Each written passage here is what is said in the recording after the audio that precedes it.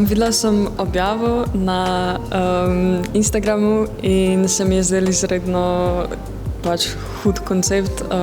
Nisem vedela, da to prinese dela, pa na splošno me zanima fotografija, tako da sem napisala mail in vzela dvojčico s sabo in to je to.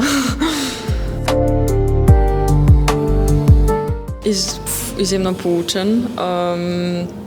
Ful sem se naučila, pa res je bilo prepuščeno nobenih navodil glede motivov ali pa česarkoli, sam približen, kaj se da, pa da raziskujemo, tako da svoboden.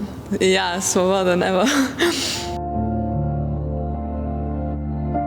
Ful hud. Mislim, upam, da bom lahko, ampak to, kar sem zdaj naredila, mi je ful všeč.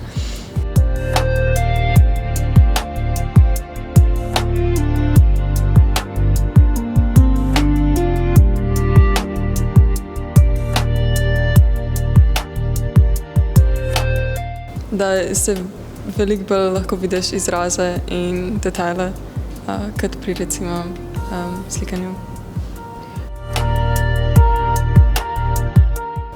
Kaj vse lahko izboljšam?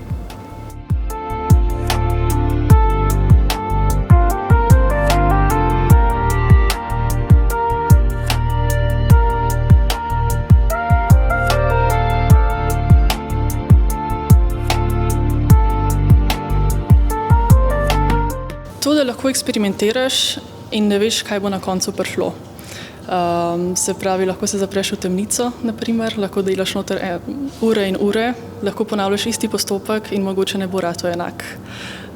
In kot omenjeno, v tem času digitalne dobe je en tak čar, da delaš lahko z rokami. Mislim, to je to.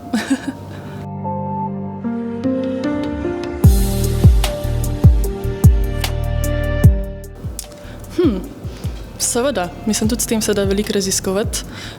Moja dela, ki so zelo eksperimentalna, so večkrat komentirana, da bi lahko bila narejena z umetno inteligenco. Še zmeraj nisem prepričana, je to plus ali minus, ampak mislim, da se da tudi tam veliko raziskovati. Ja.